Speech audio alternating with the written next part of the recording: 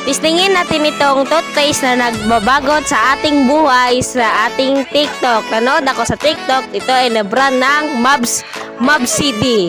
Deep whitening toothpaste. Nilan ito sa TikTok guys. So testingin natin ang bulok ng ngipin kung effective. Hindi na ko ipakita mo na. Gi-blurred gali no. Sabat kag blurred. Ipakita ba?